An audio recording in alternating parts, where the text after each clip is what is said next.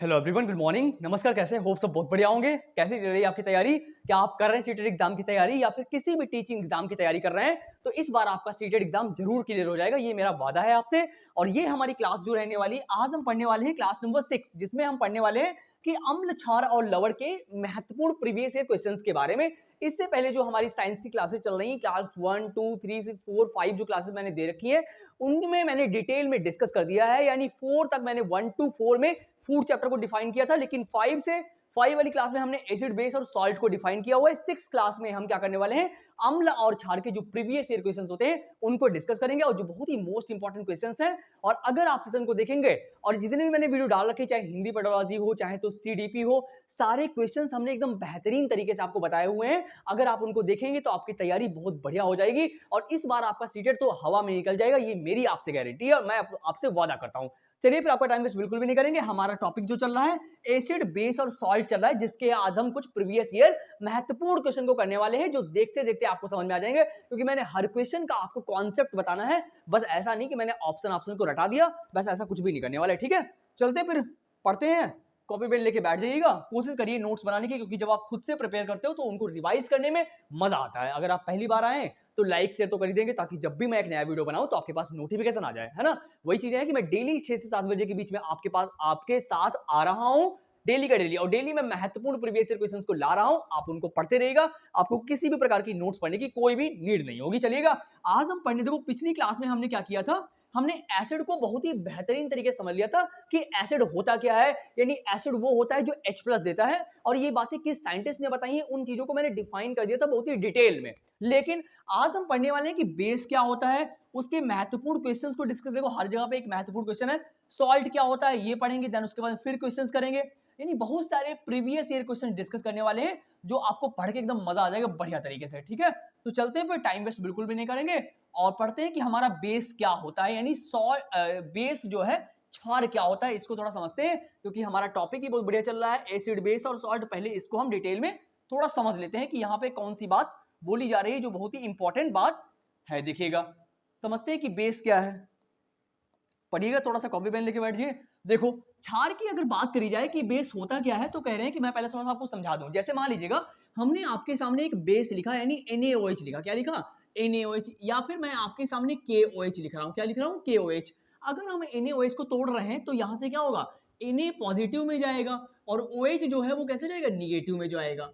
या ऐसे यहां पे भी देखेंगे तो अगर K कैसा है, पॉजिटिव में जाएगा, और OH जो है वो निगेटिव में जाएगा। आप देख रहे होंगे एक बात को कि जो हमारा बेस है, क्या NaOH जो है वो एक क्षार है। क्यों ऐसा क्यों है? क्योंकि जिन कंपाउंड्स में आपको OH दिख जाए, OH आयन दिखेगा, तो वो बेस होते हैं। क्या होते हैं? बेस। यानी वो क्या होते हैं? क्षार होते हैं, जिनमें हमें OH दिखता है।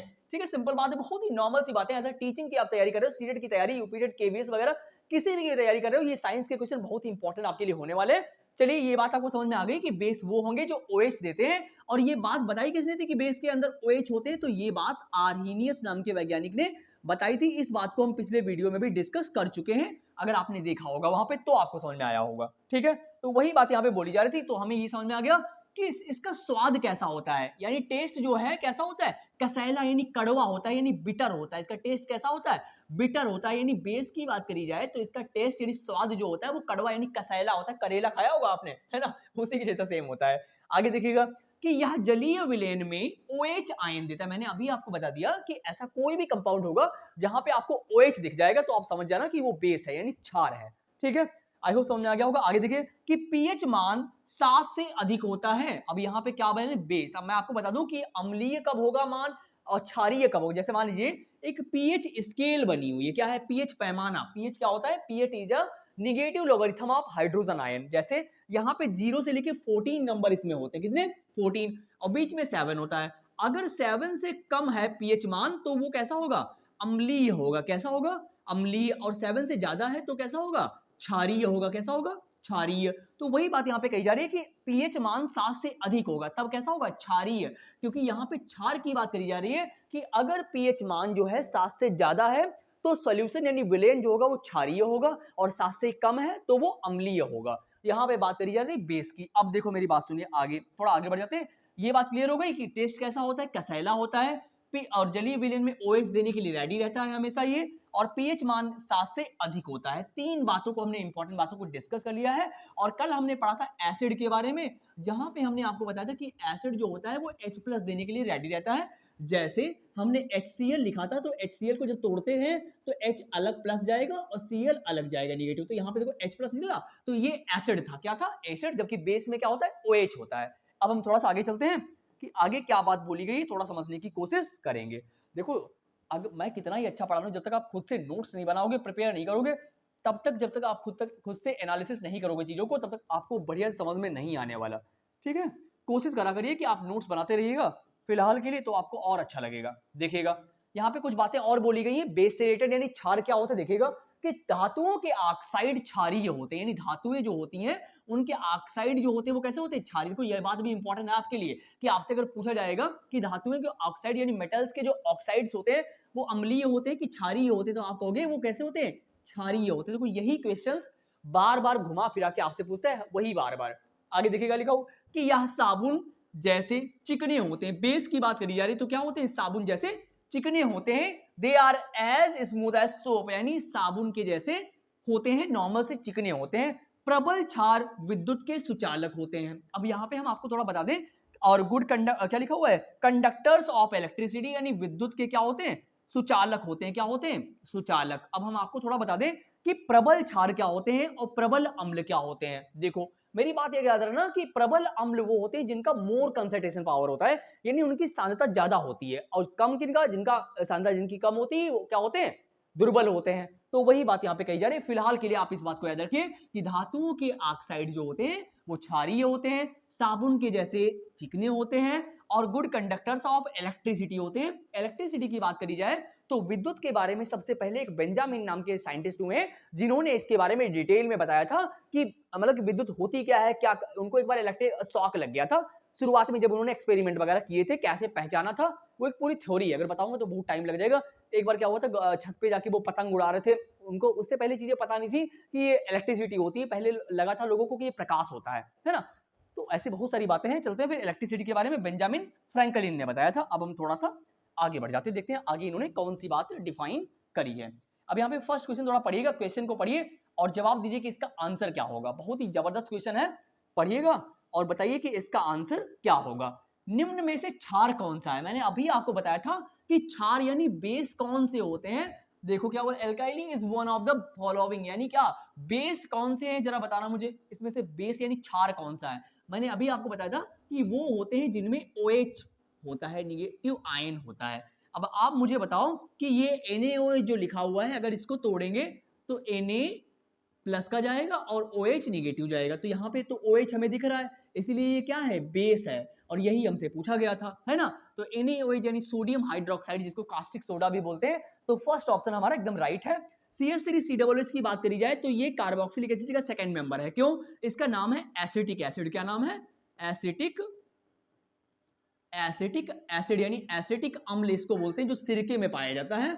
और आगे CH3CHO, इसका नाम क्या है? एसिटल्डिहाइड। क्या नाम है? एसिटल्डिहाइड। इसका नाम है एसिटल्डिहाइड, जो हमारी एल्डिहाइड सीरीज का सेकंड मेंबर है। एल्डिहाइड का फंक्शनल ग्रुप CHO होता है। क्या होता है? CHO, जिसको IUPAC लैंग्वेज में हम अल बोलते हैं। क्या बोलते हैं? अल। और COOH की बात करी जाए, इसका देखो जो कार्बोक्सिलिक एसिड होता है वो COOH होता है। क्या होता है? COOH। और COOH को हम क्या बोलते हैं? कार्बोक्सिलिक एसिड बोलते हैं। और COOH को IUPAC लैंग्वेज में ओइक बोलते हैं। क्या बोलते हैं? ओइक। तो इन सारी बातों को साथ में क्लियर कर, देखो हर चीज को डिटेल में पढ़ो यार, है ना। ऐसा कुछ भी नहीं होना बस हम टाइम पास कर रहे हैं, बस ऑप्शन को रट ले, ऐसा कुछ भी मत करिए। आराम से बढ़िया से पढ़िए, डिटेल में पढ़िए, ताकि कोई भी क्वेश्चन आपके सामने आएगा आप इजीली उसको अटेम्प्ट कर पाओगे अच्छी तरीके से, है ना। तो वही बात यहाँ पे कही जा रही है। अब देखो HNO3 दिया हुआ है, ये क्या है? HNO3 का होता है, क्या होता है? HNO3 क्या है? Nitric acid. ये सब क्या है? एसिड्स हैं। ये CHO क्या है? एल्डिहाइड है। कार्बोक्सिलिक एसिड है। NaOH जो है वो सोडियम हाइड्रोक्साइड है। क्या है? सोडियम हाइड्रोक्साइड है। इसी की बात यहाँ पे करी जा रही थी, जो हमारा क्षार है। फर्स्ट ऑप्शन जो है हमारा एकदम क्लियर है। अब हम चलेंगे आगे, देखते हैं क्या इन्होंने बोला है। चैप्टर बिल्कुल क्लियर हो जाएगा। और सीरीज नंबर जो 7 लाएंगे इसके बाद में, उसमें भी हम कुछ प्रीवियस ईयर क्वेश्चन ही लाएंगे, ताकि एसिड बेस और सॉल्ट आपका पूरा क्लियर हो जाए, दोबारा आपको ये पढ़ने की कोई नीड ना हो। अब देखो समझेंगे कि सॉल्ट क्या होता है, यानी लवण क्या होता है, इसको थोड़ा समझेंगे डिटेल में। जैसे मान लीजिएगा अभी तक आपने सीख रखा है एसिड के बारे में। किसके बारे में? एसिड के बारे में। प्लस आपने बेस के बारे में सीख रखा है कि बेस क्या होता है, सीख रखा ना बेस क्या होता है। देन आपको पता है कि एसिड और बेस जब आपस में रिएक्ट करते हैं तब क्या बनता है, सॉल्ट बनता है। क्या बनता है, सॉल्ट। और H2O जो होता है वो बाहर निकल, यानी वाटर जो होता है वो बाहर निकलता है, ठीक है। तो अभी आपको दिख रहा होगा सॉल्ट कैसे बनेगा, यानी एक एसिड जो होता है, एक अम्ल जो होता है वो क्षार से रिएक्ट करके सॉल्ट बनाता है। क्या बनाता है, सॉल्ट। जैसे एग्जांपल फॉर दैट हमने एसिड की जगह पे क्या लिया, HCl लिया। क्या लिया, HCl। आगे हमने बेस की जगह पे लिया NaOH। क्या लिया, NaOH। अब आपको दिख रहा होगा यहां से क्या बनेगा, NaCl जो है ये बाहर निकल जाएगा। क्या बाहर निकलेगा, NaCl। और HHO और बनके क्या निकलेगा, H2O बाहर हो जाएगा। क्या बाहर, H2O। तो ये NaCl जो दिख रहा हुआ यही क्या है, सॉल्ट है। क्या है, सॉल्ट। यानी इसको क्या बोलते हैं, सोडियम। क्या बोलते हैं इसको, सोडियम क्लोराइड बोलेंगे। क्या बोलेंगे, सोडियम क्लोराइड। यानी जिसको क्या बोलते हैं, साधारण नमक बोलते हैं। क्या बोलते हैं, साधारण नमक। तो ये बात क्लियर हो गई होगी कि हम सॉल्ट कैसे समझते हैं, सॉल्ट क्या है। यानी एसिड और बेस जब आपस में रिएक्ट करते हैं तो सॉल्ट बनता है। देखिए क्या लिखा हुआ है कि अम्ल और क्षार की क्रिया के लवण, यानी अम्ल और क्षार की क्रिया करके, जब अम्ल और क्षार आपस में क्रिया करेंगे तब लवण और जल बनाते हैं। देखो वही बात कह दी गई जो मैंने अभी आपको बताया कि एसिड और बेस मिलेगा तो क्या बनेगा, सॉल्ट बनेगा। आगे कह रहे हैं इसी क्रिया को उदासीनीकरण की क्रिया के नाम से जानते हैं। यानी मैंने अभी आपको बताया कि जब अम्ल और क्षार आपस में मिलते हैं तो इस पूरी प्रक्रिया में सॉल्ट बनता है। क्या बनता है, सॉल्ट, है ना। और वाटर बाहर निकलेगा साइड प्रोडक्ट के रूप में। और इस पूरी प्रोसेस को बोलते हैं उदासीनीकरण क्रिया, यानी इंग्लिश में न्यूट्रलाइजेशन बोलते हैं। क्या बोलते हैं, इंग्लिश में इस रिएक्शन को बोलते हैं, क्या बोलते हैं, न्यूट्रलाइजेशन रिएक्शन बोलते हैं।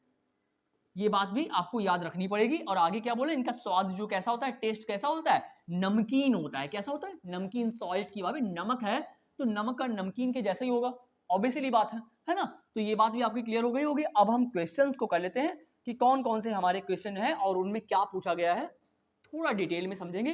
पढ़िए सेकंड क्वेश्चन में क्या बताया गया है जरा। एग्जांपल फॉर दैट हम सेकंड क्वेश्चन को करने वाले हैं कि इसमें क्या बोला जा रहा है। बहुत ही इंपॉर्टेंट क्वेश्चन है अपने आप में, किसी भी टीचिंग एग्जाम में ये पूछ दिया जाएगा कि चींटी के डंक में निम्नलिखित में से कौन सा अम्ल पाया जाता है। देखो ये मैं पढ़ा चुका हूं सीरीज नंबर, यानी क्लास नंबर 5 में। यानी जैसे चींटियां हो गई, बर्रैयां हो गई, मधुमक्खियां हो गई, इनके डंक में कौन सा अम्ल पाया जाता है, मैंने आपको पढ़ा रखा है बहुत ही बढ़िया तरीके से। कौन, फॉर्मिक एसिड के बारे में। क्या पढ़ा रखा है, फॉर्मिक अम्ल के बारे में। यानी ये एक ऐसा अम्ल होता है फॉर्मिक एसिड जो क्या, इसका केमिकल फॉर्मूला की अगर बात करिए तो होता है HCOOH। क्या होता है, HCOOH। तो ये जो एसिड होता है ये चींटियों के डंक में, यानी मधुमक्खियों के डंक में पाया जाता है। जब ये हमें काटती है तो हमें स्वेलिंग वगैरह हो जाती है और हमें जलन जैसी महसूस होती है।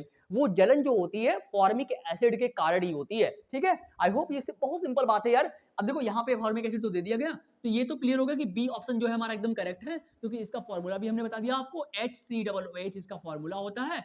और अगर बात करें इसके IUPAC नेम की, यानी HCOOH का जो IUPAC नेम होता है वो क्या होता है, आप देखिए इसमें कार्बन कितने हैं, वन कार्बन है।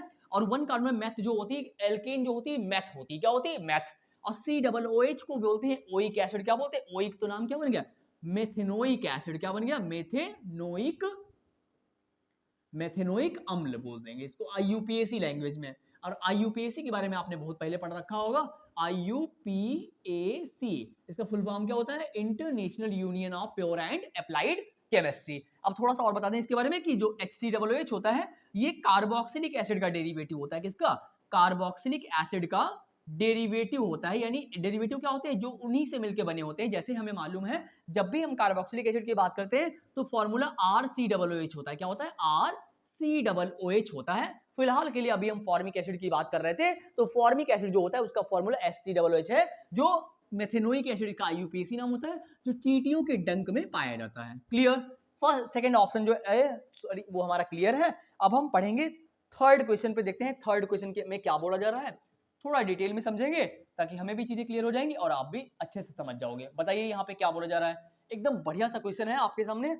इसका आंसर जो है कमेंट बॉक्स में दीजिए। देखो हम आपसे इतना कनेक्ट होना चाहते हैं कि आप जो भी कमेंट करेंगे, जिस टॉपिक से रिलेटेड कमेंट करेंगे, मैं उस टॉपिक पे आपके अकॉर्डिंग वीडियो लाने की कोशिश करूंगा 100%। आप कमेंट करके देखिएगा, देन उसी दिन आपको वीडियो मिल जाएगा।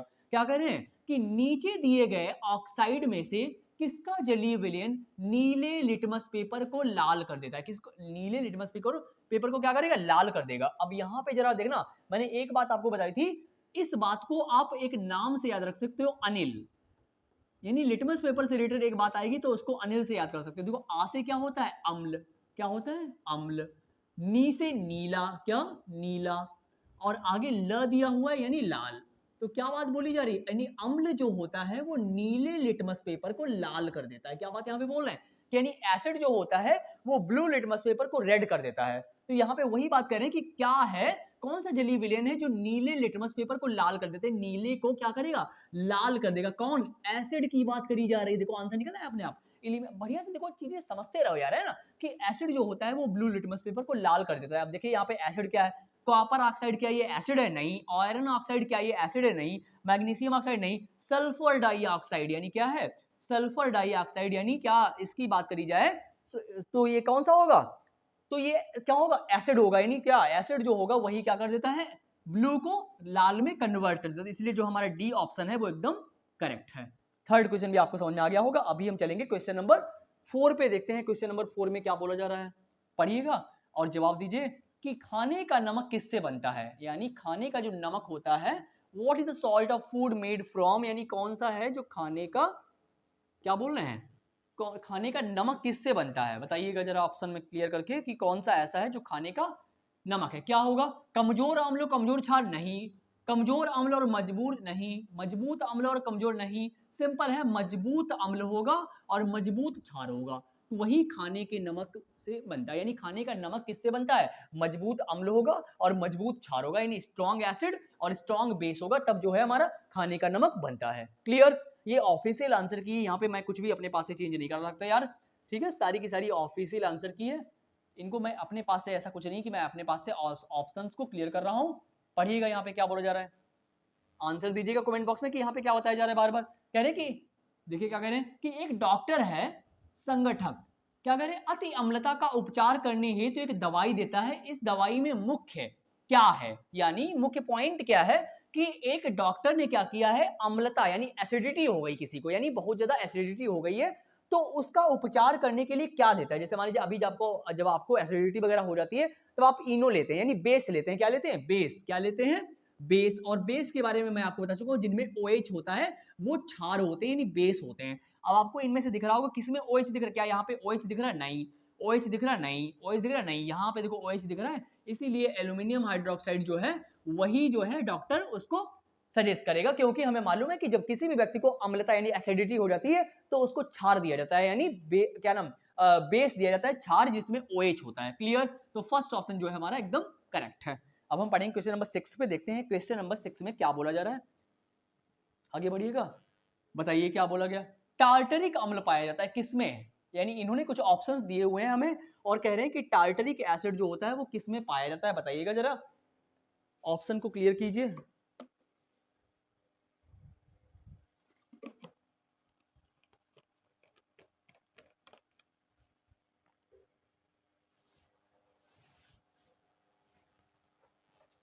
देखिए कह रहे कि टार्टरिक एसिड किसमें पाया जाता है, क्या वो नींबू में पाया जाएगा, आंवले में पाया जाएगा, आंवले में पाया जाएगा, और आगे अंगूरों में पाया जाएगा, या फिर किस में पाया जाएगा, बताओ मुझे।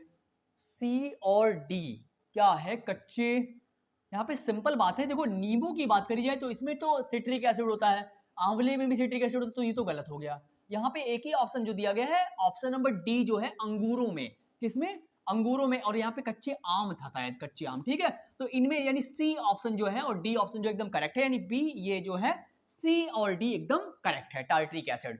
और हमारा आंवले में और नींबू में तो सिट्रिक एसिड पाया जाता है, तो हमारे पास यही बचा, कौन सा, अंगूर बचा और आम बचा। क्लियर, तो हमारा कौन सा ऑप्शन, सेकंड ऑप्शन जो है वो एकदम करेक्ट है। आगे बढ़िएगा क्वेश्चन नंबर 7 पे चलेंगे, देखते हैं क्वेश्चन नंबर 7 में क्या बोला गया, पढ़िए जरा। मैग्नीशियम हाइड्रोक्साइड यानी MgOH का होल ट्वाइस का उपयोग किसके रूप में किया जाता है। यानी बहुत ही सिंपल और बहुत ही बढ़िया क्वेश्चन आपसे पूछा गया है इन्होंने, कि जो है मैग्नीशियम हाइड्रोक्साइड की बात कर रहे हैं, MgOH का होल ट्वाइस का उपयोग किसके रूप में किया जाता है। क्या वो अपचाई कारक, प्रति अम्ल यानी एंटी एसिड के लिए, या किण्वन के लिए, ऑक्सीकारक के लिए। देखो यहाँ पे किण्वन की बात तो करेंगे नहीं, क्योंकि किण्वन जो होता है वो फर्मेंटेशन होता है, सुक्रोज का रिएक्शन कराते हैं उसमें, यानी बायोमोलिक्यूल से रिलेटेड है, तो ये तो होगा नहीं। अपचाई कारक तो यहाँ पे बात करी नहीं गई। मैग्नीशियम हाइड्रोक्साइड का उपयोग किसके रूप में? ऑक्सीकारक के रूप में तो इसका उपयोग होता नहीं, एंटा एसिड के रूप में इसका कार्य किया होता है, यानी इसका उपयोग होता है किसमें? यानी मैग्नीशियम हाइड्रोक्साइड की बात करी जाए तो ये जो होता है एंटा एसिड के रूप में इसका यूज होता है, इसके रूप में इसको यूज किया जाता है, यानी बी ऑप्शन जो है वो हमारा एकदम करेक्ट है। अब हम चलेंगे क्वेश्चन नंबर 8 पे, देखते हैं क्वेश्चन नंबर 8 में क्या बातें बोली गई हैं। बहुत ही जबरदस्त क्वेश्चन होने, देखो यही क्वेश्चन पिछली बार अभी शायद क्वेश्चन नंबर 1 था जिसमें यही बात पूछी गई थी, अब थोड़ा सा घुमा के इन्होंने फिर से वही बात पूछ दी। देखिएगा, यानी कि चींटी के दंश में यानी डंक में निम्नलिखित में से कौन सा अम्ल, देखो वही बात है ना, क्या ऑक्सैलिक एसिड की बात करी? नहीं। एसिटिक एसिड की बात करी? एस्कॉर्बिक एसिड नहीं। तो कौन सा था? फॉर्मिक एसिड की बात करी जा रही थी, किसकी? फॉर्मिक एसिड की बात करी जा रही थी, यानी ए ऑप्शन जो है हमारा एकदम करेक्ट है। और इन सभी के आप फॉर्मूले जान लीजिएगा। फॉर्मिक एसिड का फॉर्मूला HCOOH होता है। ऑक्सैलिक अम्ल जो है वो कार्बोक्सिलिक एसिड का डेरिवेटिव होता है, ठीक है, ये इसका हो गया। एसिटिक अम्ल की बात करी जाए तो CH3COOH इसका फॉर्मूला होता है। एस्कॉर्बिक एसिड जो है वो विटामिन सी का नाम है, क्या है? एस्कॉर्बिक एसिड जो है वो विटामिन सी का केमिकल नेम है।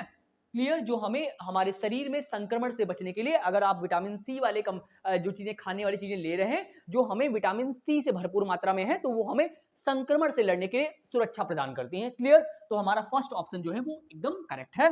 अब हम चलेंगे क्वेश्चन नंबर 9 पे, देखते हैं क्वेश्चन नंबर 9 में क्या बोला गया है, पढ़िएगा।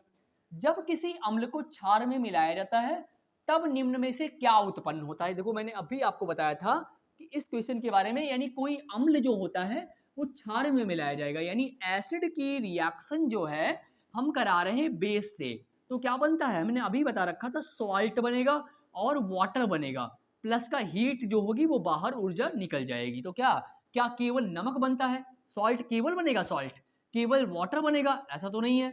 देखो लवण और जल नहीं, लवण जल और ऊष्मा, यानी हमने क्या किया, एक एसिड लिया था, साथ में इसकी रिएक्शन हमने कराई थी किसी बेस से, देन उसके बाद में यहां से सॉल्ट बना था और प्लस का H2O बाहर निकला था और हीट जो है, ऊष्मा जो है वो बाहर निकल गई थी, तो इसलिए सी ऑप्शन जो है वो हमारा एकदम करेक्ट है। अब हम चलेंगे क्वेश्चन नंबर 10 पे। आउट ऑफ आज हम कुछ 13 ओवरऑल क्वेश्चन डिस्कस करने वाले हैं। क्वेश्चन नंबर पढ़िएगा 10, इसमें बताइए कि क्या बोला गया। बहुत ही सिंपल सा क्वेश्चन है, एकदम बढ़िया सा जवाब दीजिए कमेंट बॉक्स में कि क्या बोला जा रहा है। यहाँ पे पढ़िएगा, कह रहे कि निम्न में से कौन सा उदासीन लवण है? किसके बाद which of the following is neutral salt की बात करी जा रही है, यानी न्यूट्रल सॉल्ट यानी उदासीन लवण क्या होता है, कौन सा होता है? क्या वो सोडियम क्लोराइड है, सोडियम कार्बोनेट है, सोडियम एसिटेट है, अमोनियम क्लोराइड है? तो साधारण नमक यानी उदासीन लवण की बात करिए तो ये सोडियम क्लोराइड होता है, यानी सोडियम क्लोराइड का फॉर्मूला NaCl होता है। क्लियर?